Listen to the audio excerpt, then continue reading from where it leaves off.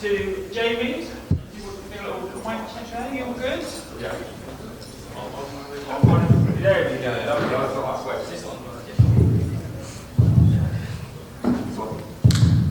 Good morning, everybody. Oh, come on. Good morning.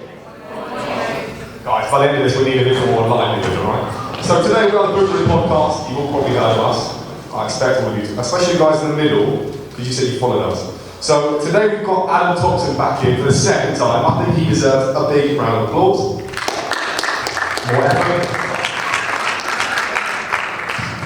Thank you guys. So we're going to be talking through his career. It's a pretty interesting career. And we're also going to do a penalty shootout for some of the guys or girls who want to play a bit of penalty shootout. We're not quite sure who's going to go in goal yet. Probably Jade. You never know. Okay, Oliver. So do you want to start us off then with Adam Thompson? So Adam, just to get us started, I want you to create your five-a-side of your favourite Tottenham players of all time. So it's one goalkeeper, two defenders, two midfielders, and an attacker. For me, I go for it, thank you. I try and make this as painless as possible for you. See how it's first fan. Probably in goal, I'll go Paul Robinson because of his goal against Watford. I'll go defenders-wise, Toby and Jan, probably two best defenders. Then Pele, same thing, and striker Harry Kane. The bad choices, I can't argue with that. Can you disagree with me there? Well, Paul Robinson was a bit of a weird one, but I don't know why I picked him. Who is Paul Robinson? Yeah. Paul Robinson? You don't know Paul Robinson? No, I don't know Paul Anyone else know Paul Robinson? Robinson. 33, but he basically scored. You must have seen it on YouTube. He took a free kick against Watford. It's going to Ben Foster. And he took a free kick, and Ben Foster went to come out and just catch it, just literally bounced over his head and went in before I scored it from literally, so there's no box. But yeah, so that would be my team. Everyone says it's Absolutely, yeah, 100%. Okay, so now it's into Northern Ireland. Obviously, you represented them at under 17, under 19 levels. Played in the 2010 Millet Cup final, scored an equaliser versus Mexico. So, what's it like to obviously be quite young at the time, but scoring big moments, providing big drama? Yeah, I mean, I first got called up when I was 16, so I was doing my homework, and my mum and dad come up and they said, "Oh, we've got like Northern Ireland on the phone." I said, "What do you mean Northern Ireland?" Like, Northern Ireland's like a country. And I was like, "Yeah, like a football team." So like, it was like, just, I didn't even know that was an option really. I didn't even know I was Northern Irish. My nan's Northern Irish. So I qualified, so it was a bit of a shock. But I wasn't going to play in England. Yeah, Northern Ireland was good. And from then on, 17s, 19s, 21s, it was just unbelievable just to play international football really. Because a lot of the players I was playing at that time weren't getting an opportunity. I was playing teams like Spain, I think like the Spain team I played like De Gea in it and Isco. I was actually trying to look for the lineup earlier, but I can't find it. There would have been a few more names that I wouldn't have known at that time, but now they'd be somewhere. But no, just to play against the different teams, and we played at something called the Mill Cup, it's like a tournament in Northern Ireland. We played, and like the whole Northern Ireland country was paraded through the streets and stuff like that at the beginning of the week, and teams like Manchester United played there and stuff like that. So it was amazing. So it's just the opportunity for me and my family. My family travelled to watch me everywhere, different countries, San Marino, some. Did you pick them? We did, yeah, luckily, yeah. We didn't pick them, I think, yeah, we was going to fold as a country, but yeah, no, so it was really good opportunity, really good sort of exciting sort of journey really to go on. 2011, you got called up to the senior squad and you played against Scotland. So to come on as a substitute against the mighty Scotland, what was that like in terms of the atmosphere? You must have been very nervous as well. Yeah, so nervous. Probably the most nervous I've been. I remember driving, they drove us on a bus through Dublin. It was at the Olympic Stadium, and there was like we were sort of police escorted, and that was when I was thought like, oh my god, like, what is this? Like, obviously that time I playing for Watford or maybe there was a South End. No, it was Watford, and like nothing like that. So like that was when I was like, what is going on? Like, we're being police escorted here. And then in fact we got on the pitch. I got on the pitch, which was amazing. Yeah, so yeah, my family come and watch that as well. And then at that point, as soon as I was getting stripped to come on, I knew I'm about to become, even though it might be 10 minutes, an international footballer. So at that point, it was just like that realisation when I stepped on the pitch. It was just like, yeah, just an amazing feeling really. Well, I think we lost 3-0 that game. and then we lost 5 in the next game, but that's irrelevant. It was just good to be in the picture. On the topic of senior level then, playing against New Zealand, Azerbaijan, you were selected in the squad, you didn't actually feature, but you won both games 1-0, so is it sort of like, it's still important to be there to get like an idea of the routine, and you're still there for big wins? Yeah, it was a great opportunity. I mean, at that time, the defence, Northern defence, I think Johnny Evans, centre back, Craig Cathcart, it was the defender, I can't remember his name. But there was lads playing in the Premier League, so it's hard for me to get into centre back. But just to learn off them, I think we qualified for the Euros that year as well. So like just to see what it took to qualify for like, a European Championship as a country and stuff, and yeah, it was just like great to be a part of and learn off these players and stuff like that, and go away to Azerbaijan and places like that, and get wins and stuff like that. So no, it was really good opportunity. Yeah. For you, that was actually the World Cup qualifiers, Harry. So that was the World Cup qualifiers in Russia. You know, you could have been in the World Cup, but obviously you finished second behind Germany of all countries. And then you were in the squad, but you didn't get called up to the last playoff game against Switzerland. How gutted were you? Because you only lost 1-0 over both legs. Could have happened. Yeah, I mean, he was that close, honestly. Like, what sort of Michael Deal done with that squad was unbelievable, really. And he's doing it again now, I think. I was watching against Germany the other night, and they had a really sort of positive game, nearly got resolved. So, yeah, I mean, as a team, you look at it on paper, and when we shouldn't have been anywhere near that sort of World Cup or European Championship, the fact that we sort of nearly got to that World Cup, and we wasn't part of the European Championships was amazing. So yeah, it's a great experience. It's so different to club football, but yeah, it was really good. And then obviously we're going to talk about Watford. You moved to the academy at age 11. How was it to be picked for Watford at age 11? Did you tell your parents, what was the conversation like at the academy? I didn't want to go to the academy. I didn't want to play for the academy because at 9 years old I got picked up by Spurs, sort of playing for my local team, Wormley Rovers, and then a scout come along and said, oh, I'll come to Spurs, and I signed for them. So I signed for them from 9 to 11, and I got released at 11 years old, and that like really hit me. So at 11, like you can imagine, Spurs, obviously my boyhood club, my family boyhood club. So like I think it probably hit my dad more than anyone, but like at the time, like it obviously hit me as well. And after that, like that's it. Like they said I wasn't fit enough and I wasn't quick enough. So I said, like that's it, we're done. And I was like, that's it, I'm not going back into academy football. Like it's too much pressure. Like the risk of that again and getting sort of hurt like that again is too much. So I played for a sort of local team. And anyway, long story short, my dad convinced me in the end to give Watford a try. They come and scout me, said come on trial, and my dad sort of persuaded me to give it a try. And then yeah, so I eventually got signed by them, and then went all the way through to around 21, 22, I think, when I left for Southend. So it was the best decision I've made, really, to give me that sort of footing for the career I've had. 2010, you played against Notts County in the League Cup, which is obviously a great competition for the young players to get involved, and obviously that was the same for you. But not long after, you made your league debut against Burnley. So let's speak about Notts County first. In the run into that game, what was that whole process like for you to really clock, I suppose, the idea that you could be playing a professional game? Yeah, I mean, I can't really remember, I just remember I was so nervous, but the team would have been announced the day before on a Monday for a Tuesday night game, so I mean, I would have been shocked, I'm pretty sure, that I would have been playing. And then nerves started. So from Monday, whenever the team is announced, 11:30 on training pitch, and I'm right back until 7:44 on that Tuesday night, I would have been bricking myself, like, honestly, like, it's obviously 17 years old. Like playing my first game, it's always the thoughts of like, I haven't had a career, I haven't started my career. I think when you get like to my age now, it's like, if I have a bad game, it's like, I'm experienced enough to deal with it. Also, people know I've done this and done that, so it's fine, I'll just play the next game. When you're 17, it's like, if I have a bad game, that's my chance to go on, maybe, or people think I'm good enough. We gave him a chance, it's not good enough. So it's like, it feels like there's so much more riding on it, any particular kid at that age. But no, so I played the game, I think we ended up losing, but I think I've done alright, I've done well in the end. And then from there, obviously, then that led on to the championship games, Burnley, I think played Reading as well, and then ended up making a few appearances that season for Watford and ended up getting a new contract, so it worked out well in the end, yeah. Obviously, when you was at Watford during the time, you was coached by Gianfranco Zola. What was it like to learn from like such a great again? Was it like, what lessons did you learn from Zola while he was there?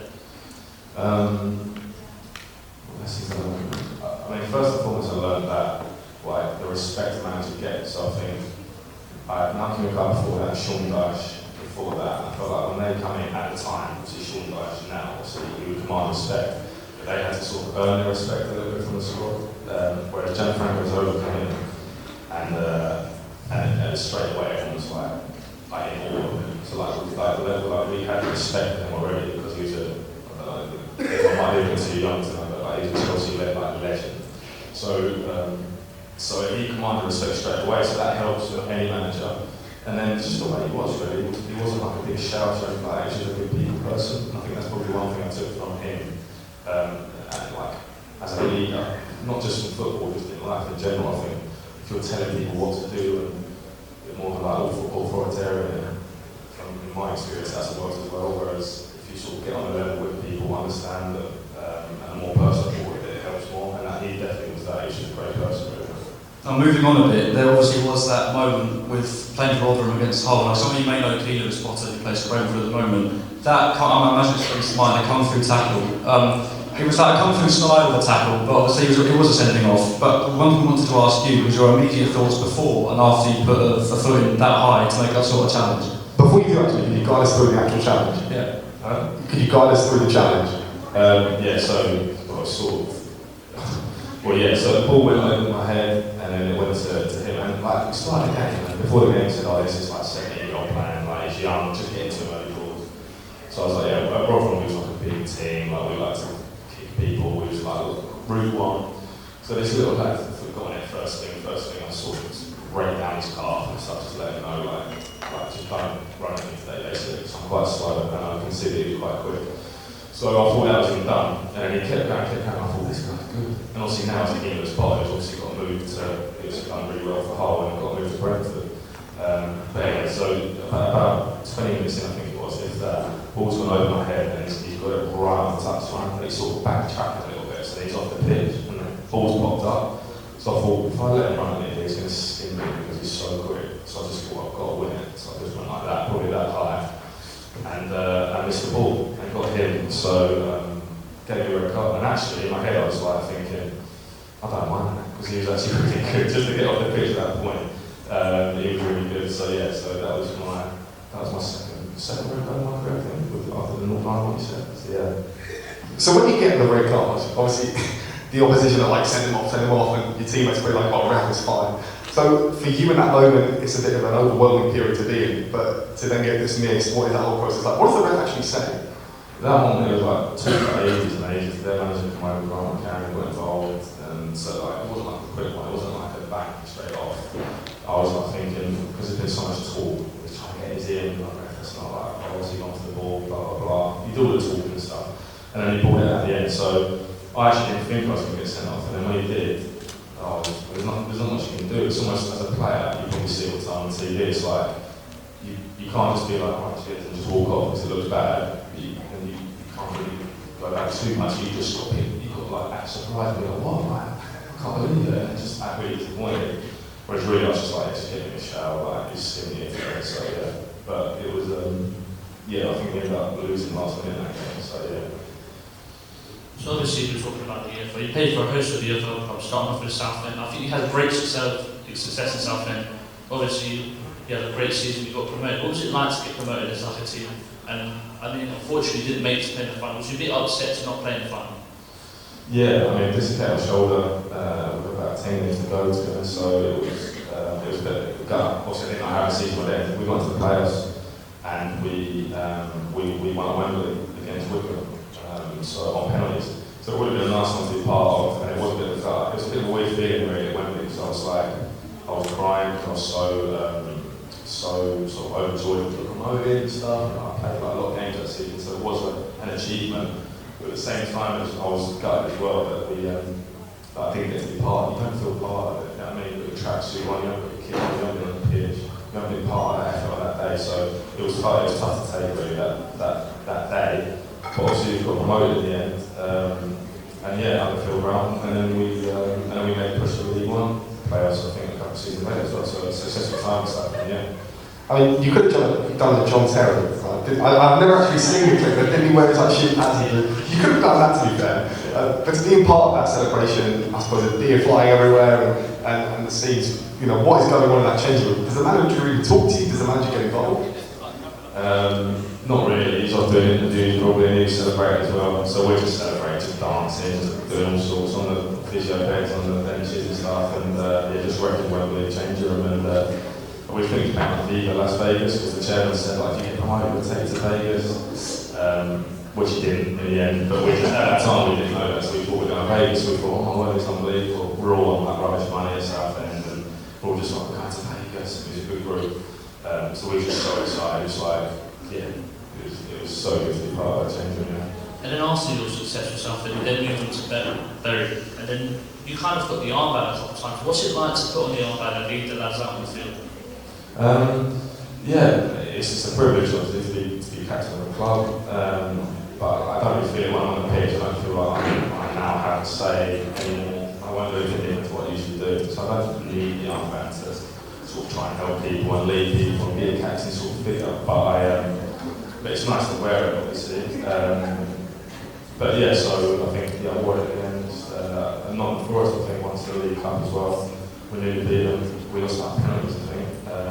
So like when you go to a place like that and you like wear it and get the pictures, I think it's more the materialistic side of it, get the pictures and stuff like that. I think it's a bit of vanity thing on Instagram and stuff like that. So yeah.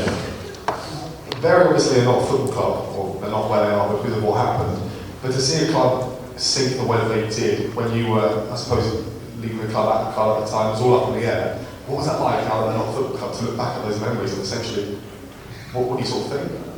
I didn't even think it was a possibility, to be honest. Like, I just thought when it was like I'm in trouble with the chairman, just sort of, like it was a bit skin. I just thought like, oh, they're sorting it out. And they did, got a new owner in, so I thought, well, we're safe now.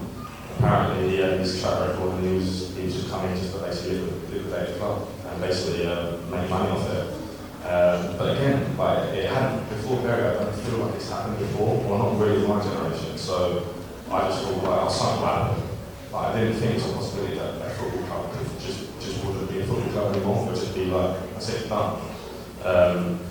Until the last bit, I was like, yeah, no, you're done. And then like when that happened, I was literally like, it was just a shock.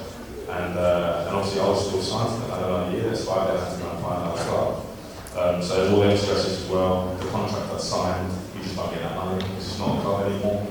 So sort of like family-wise as well, paying mortgage, paying for like kids and stuff like that. It's a bit of a thought in your head as well, a bit of stress. So yeah, it was stressful for all the players, all the fans obviously, and yeah, I couldn't believe it in the end. And then after you said you had to find another club, you then moved to Bootroom, and then that season you got promotion. What's it? I think there's a key thing with you going to teams, you always get a promotion. So it must be quite good to get promotion. So what is it like in that build-up? Because obviously League One is quite hard. You've got midweek games. So how do you like prepare your squad in like the later stages to push for that promotion?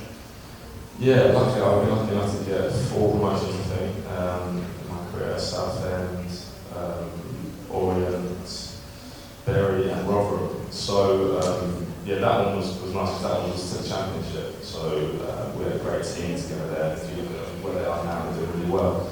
But yeah, as a team then, we knew we were. It was 4-4-2. We were very direct on the ball, and it was pretty much the same team every week. And everyone knew their job, so it's easy when you go to Saturday, Tuesday, there's no like, oh, we're going to play this formation now, or we're going to do this. It's like, you know what you're doing. So when you're in a rhythm like that, and you all know what you're doing, it's all black and white, and you're all on the same sort of hymn sheet, it's a lot easier.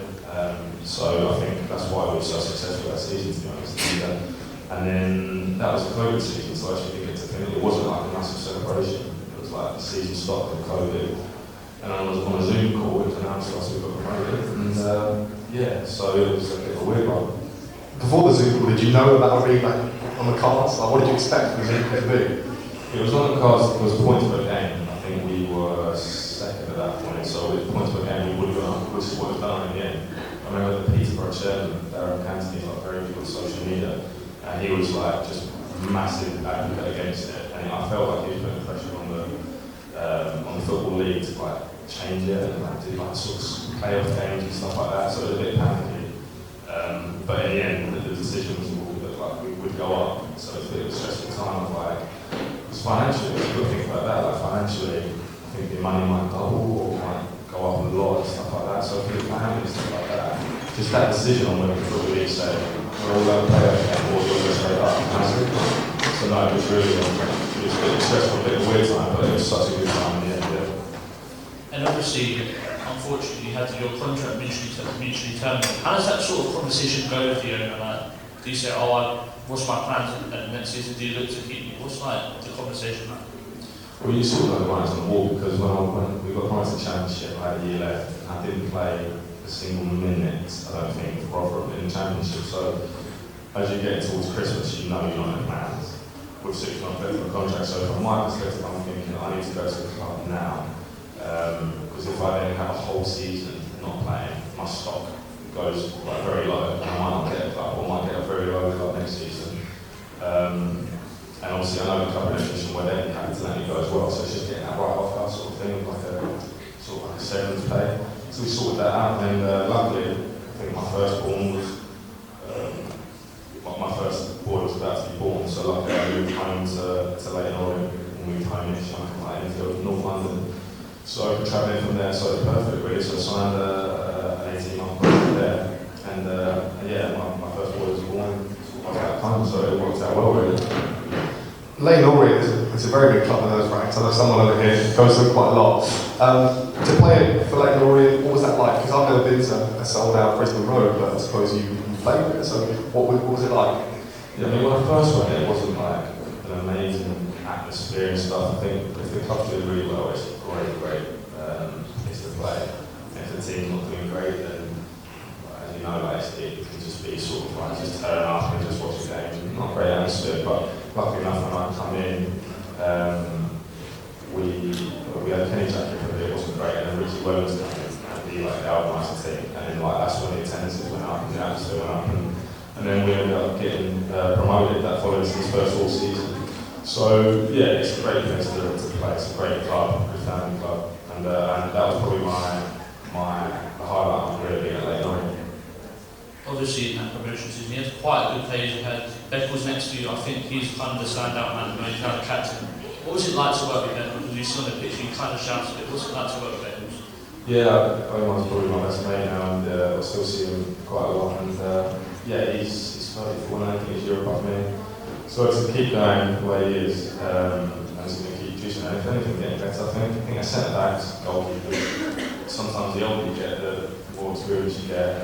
Sometimes the better you can get if you're physically capable, which I wasn't, and which he is. He's really quick and he's really sort of like physical. So he's done really, really well, and he's led the team nearly to another promotion last season. So yeah, I know you've had a bit of a rebuild this season, and it might be a bit of a tough year, but I think as a club, the new owners are coming, I think they're moving in the right direction. You then moved to Barnet, and obviously that side was a promotion chasing side, didn't quite get it in the end. I'm sure you were injured towards the back end of the year, because I went to the Solihull game expecting you to play and you weren't there. But to be there in that club, that environment, as you mentioned, when the club's doing well, everything's up in the air, so in a good way. So what was it like to be in that environment? Idris Khan, by the way, he's a great player. No, I was probably injured quite a bit, but yeah, so I went on the loan to Barnet the last sort of 6 months of my late on career. And yeah, we were second. I think Chesterfield were like running away a bit, like they're like something nearly 100 points, so we knew we wasn't going to finish in that automatic place. So yeah, had to go playoffs, and we were really confident of our playoff chances, and we got done 4-0. So a bit of a weird one, but no, I had a really good time there as well. I needed that to I had a lot of injuries the last couple of years before that, so I needed that just to get some playing time, get my life back in the game, and it's local as well. So that was a really, really good, important part of me as well in my career. Now, obviously, you're a big Spurs fan, so am I, so the other people in here as well. Now, what I wanted to ask you was, like, spend a bit of time talking about Spurs, is what's the change like going from Ange to Thomas Frank? Because for me, it's big, it's grassy. I mean, we was talking about it like before, and different opinions. Me and you, we like Thomas Frank. I think it's a good decision. From everything I've heard in the game, he's a very good man manager.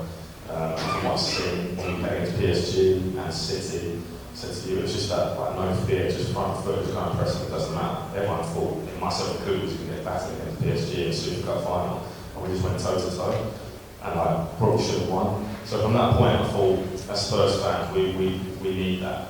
We've had Mourinho, we've had Conte, we've had people that maybe had Nuno, people that maybe sit in and like to counter-attack, and maybe you might get more results, But as Spurs fans, we need that attacking football and more positive football. So I think it will suit us as a club. Whether he's really successful in terms of like winning things, I'm not sure yet. But at the moment, for me, I think he's done well. It's going to be a transition, and he's going to be a good manager for us, I think. Was it regrettable to get rid of Ange? Because I think I'm quite pro Ange. I think he should have stayed. And also we interviewed his assistant manager. But for him to be there, I think it was a really important thing for him to build on what he already did last season, regardless of whether he won a trophy.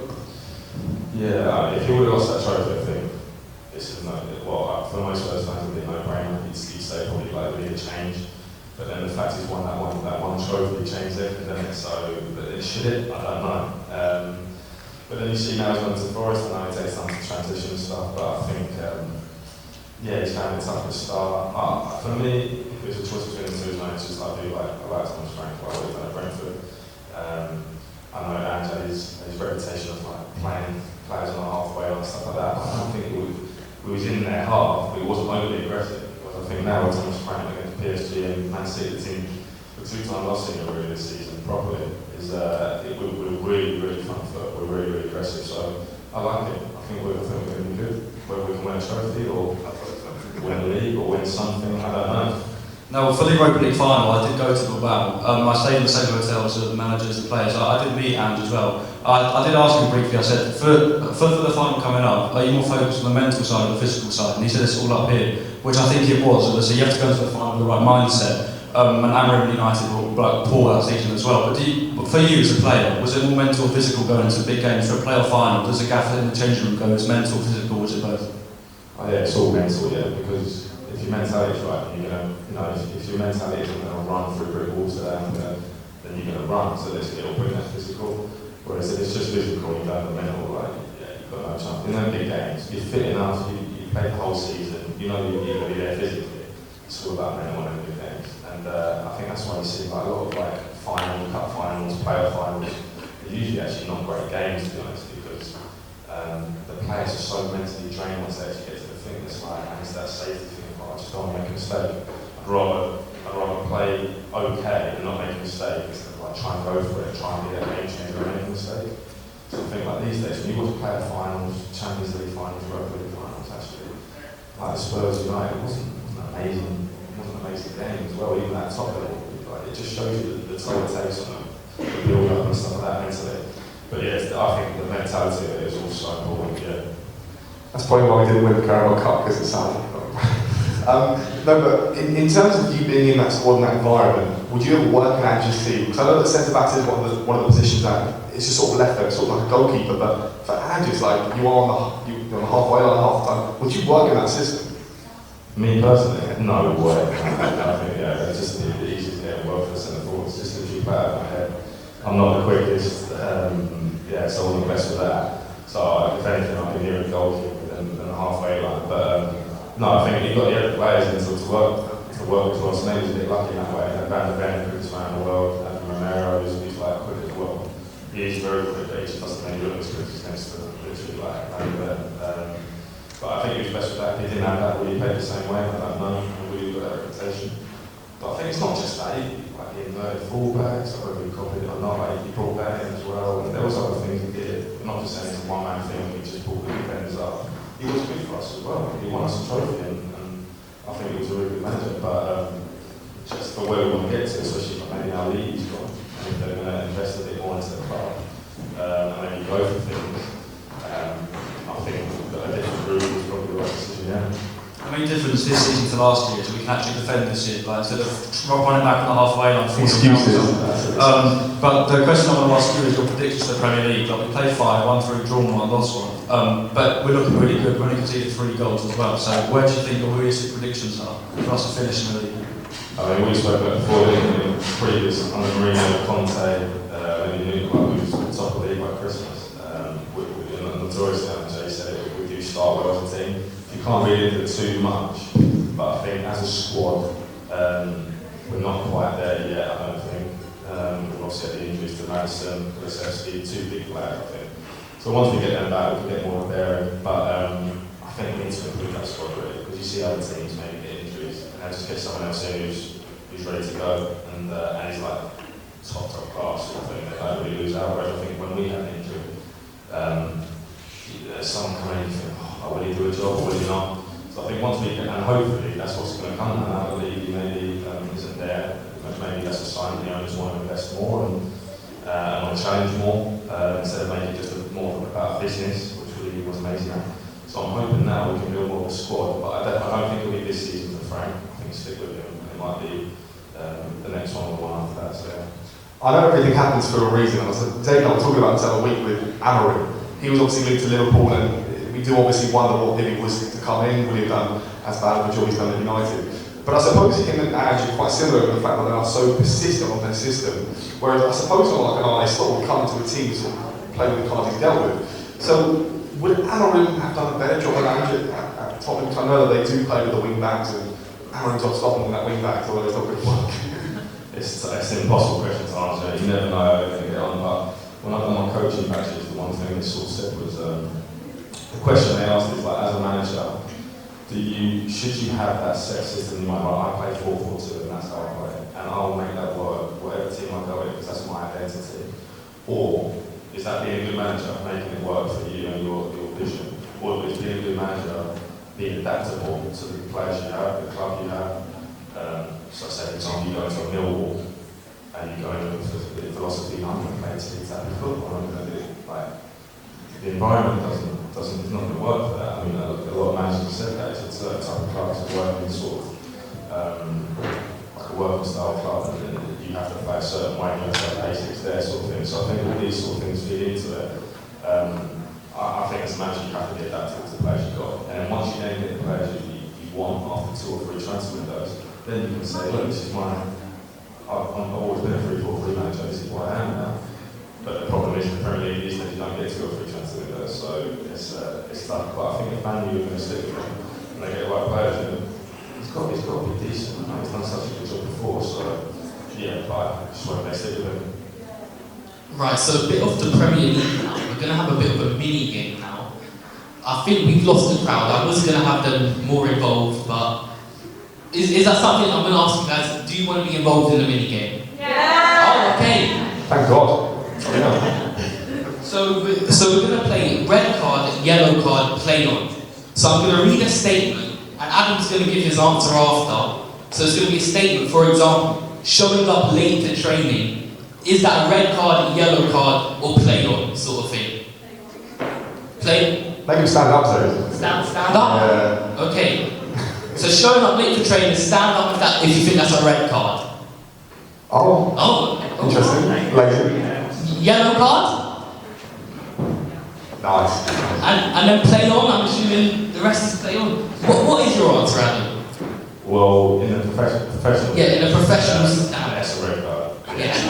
I think fines are different. I think highest fine we've got like trainers like 100 quid, something like that. So it's like Wait, is it 100 quid per minute? Or? No, it's 100 quid. It's like... No, it's not Premier League sort of. I think it's 75 quid per minute, something like that. Yeah. Oh, okay, yeah. So, but that seems like disrespect. That seems like, yeah, you don't care about your teammates and stuff like that. That seems good. But in a part-time game, I think it's a red card to turn up early. I think that everyone just turns up when they want now.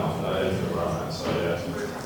Right, so the next one is time wasting when your team is winning. If you think that's a red card, stand up. You think so, JJ, red card? I'd say, yeah, if you need to be on it all the time, don't waste your time. Yellow card? And then play on. I'm going to stand up as well, personally. I think. What's your thoughts on that, Adam? Yeah, I think you've got to do what you got to do to win a game. Exactly. Once you win a game, like, you have to win that game. It's what you do. You don't waste time. And you try to score that one and they go down your bread. Like some of the arguments that's in the change room after, it's just like, yeah, mental. You say that's what you do, don't you? You dive on the floor. We don't talk about that one yet. Okay, one of the last ones now. Diving to win a penalty. Red card. Okay, a few people standing up. Yellow card.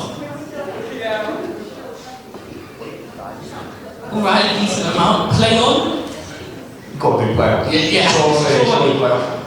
So what do you think, Adam? Yeah, I agree, yeah. Like I said, again, anything to win the game, this is bad. But, Have you ever dived? yeah, So, yeah, I think you just got to do it. When you're in that moment, you're that competitive, you're not like thinking I'm going to die there, but it's just a natural thing to try and win games and take. And then the last one now, you're on an away day, and you've equalised at the last minute, and you go and shush the away fans. Shush the away fans. Red card, yellow, red card first. Yellow card, or play on? Yeah. I think that's the unanimous answer, right? For me, I don't think it's true. I don't really like, where is it red and yellow? I know, but why you should just be happy? Like, what they unless if they're thinking you stick the whole game, like when I play the Millwall stuff, they give you like stick, like half days. Like, yeah, of course. But like, if it's just like random fans who just sit there and just like, and then they've got to keep running up to them. And then you want to lead two, just like that. It's just like, what do you do? So yeah, I'm not sure about that. Right, so that was the end of the game. Jamie, do you know what time it is now? No, I do actually, yeah. We've got to talk about the FIFA card. Just Okay, really, sorry. Yes. So, obviously you've been in FIFA many times, many years. For Bury, for Enfield, not for Enfield, my bad, for Glen Orient, so many clubs. So we've got your card here, and I suppose Laura and I are going to go through your pace, shooting, your pass, dribbling, defensive work, and physical. And this is your highest rated card. Do you know what rating you earn? Oh, I guess 57. I think, no, 64, so you did yourself. But I was going to say, look at the England flag on your thing, but it's still not there. So your pace is 64. I don't know what FIFA this is in. 64, what you said? 272. Is that fair news? I used to be okay, but now since injuries and stuff, I literally my pace would be in the single figures probably. But yeah, I'll take that. I'll take 64. And then you're shooting this 31. Do you think that's fair? I think you scored a couple of goals. Yeah, I'll take that. You're not meant to say that. You're meant to say, no, I want this one. Yeah, no, that's probably. Yeah, I'm not great shooter. I haven't scored any goals, so I can't argue with that. Maybe when we show up, I score. Passing. My defenders aren't meant to pass the ball up the pitch. So what's my passing? 53. 53. I thought I was going to be. I've seen it as like a ball playing centre back, so obviously I'm not. I think that's a bit low to be honest. But then again, where was that for that? Bury. Yeah, no, we should have top football team as well, so that's a bit of a shock there. What would you say would be the 80? But then when you get into like the 70s, you're then in the championship, something really that's like so young. So yeah, I'd say like I'd like to be like 60s, but yeah. And then you move on to dribbling. What do you think you're dribbling? 30. 49. 49. That's fair enough. Do you think that's fair? We'll see in a second, won't we? Defending, obviously you are a defender. Yeah. What do you think it is? I like to think 60s, like 60s. 64. Yeah. Oh, that's fine. Yeah, that's alright. And moving on to your physicality, what do you think your physicality is? In the high 60s again? I think I'm quite aggressive person. Yeah, I reckon high 60s. 69, so. Yeah, that's my best one. Yeah, I'd say that. And before we go on to the much anticipated game over there, what would your overall rating be in the peak of your career? 65. Oh, 64? 64. Close. Impossible to say now. Thank you for that. Right, so we're going to do a penalty shootout. But first, we need a keeper. So, Charlie. No, do you want to go and golf? You've got some gloves? No? Well, you used to play for Arsenal, didn't you? You said? I think he's injured. Oh. So, Charlie. I saw him play yesterday. We're still good. But we do need someone to take some penalties. Is anyone willing to step up? Hey. We have a few.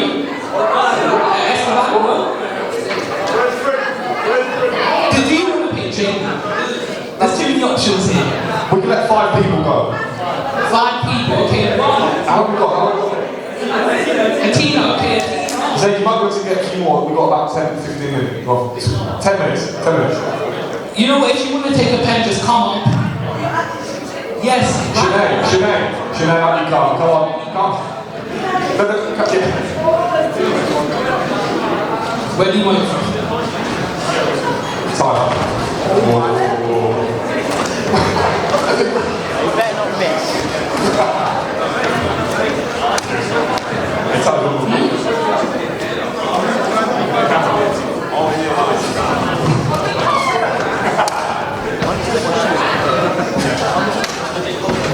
pressure's on, okay? Pressure, what pressure? You've got to start off quite high, surely. Do you want to start it as we need to continue, Adam? And here he is, the Enfield's out. Shoot! Oh! Where's the shoe? Right, next up, who have we got? What's his name? Jonathan, okay, Big John against Charlie Ranger, we got Big John. Right, off you go. Big John for us. No pressure. There's no pressure. Who's next? He's Sinead.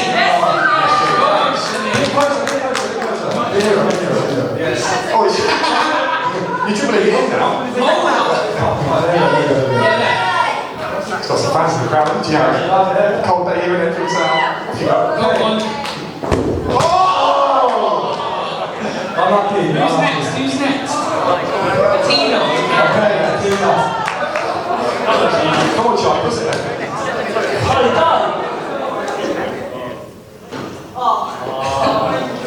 You're going to get the assistant.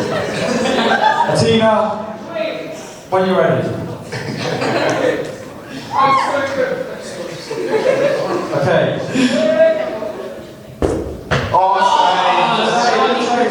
Say Charlie Ranger. Come on, lads. No one? Do you want to go? Oh, it's not injured. Okay, who have we got? What's his name? Alfie. Okay, Alfie is fine. It's not right.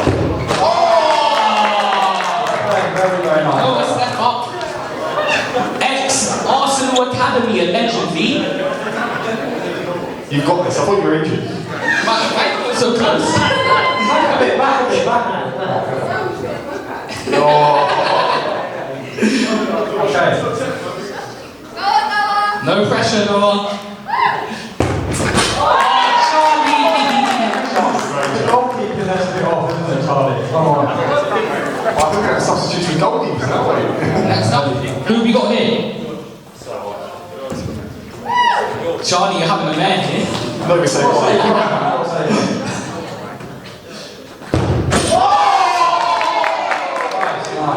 Come on, lads, you've got this. You've got this. Come on, who's there? Finley. Come on. Doesn't he play? Who do you play for again? Oh. Okay. If any managers watching. Scouts are watching. Oh, professionally done. Professionally done. That's Anyone else? Are you wanting front view when you do that? Yeah. You've got this. Yeah. You better not miss Hey, it. Charlie, get ready.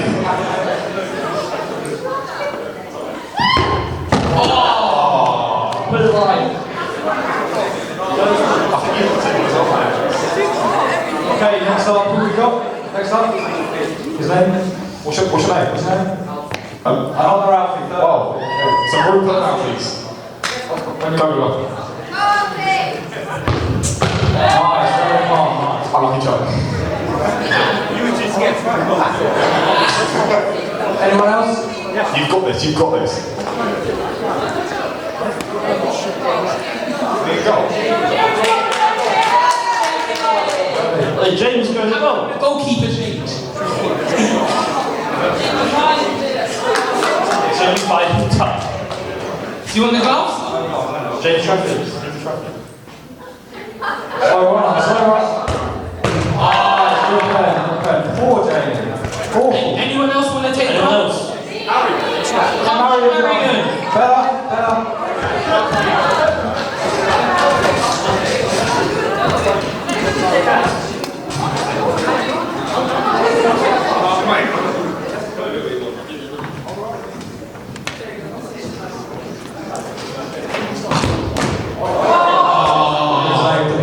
You should have let in, Jamie.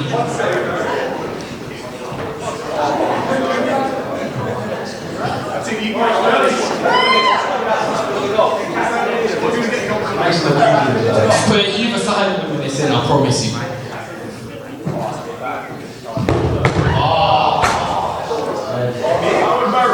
He's getting a bit gas now.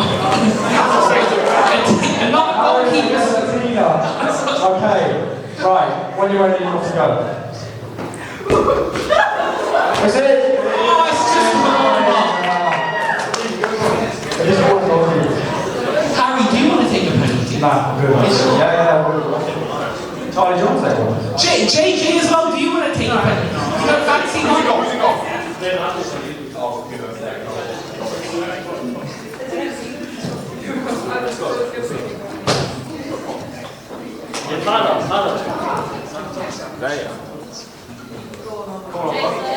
And so is our all. This is going to be our last penalty as well. Oh, so we've ended up a bad note, unfortunately. Oh, one more pen? What win that? Charlie Rose. Awful. That was interesting. You should have said that, mate. You should have done. Well, look, I think that's it now, isn't it?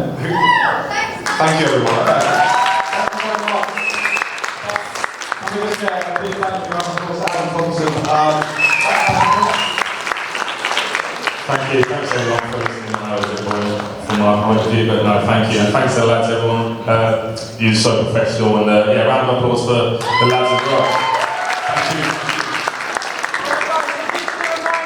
Really like you guys want to kind of organise some detours instead of being Charlotte. Absolutely, this is a great example of some of the cool stuff we can do. Thank you once again, Adam. Year 13s that you're working independently off-site tomorrow. The Year 12s have got their careers day. Have a great day. See you soon. Year 12, you may as well stay here for the next.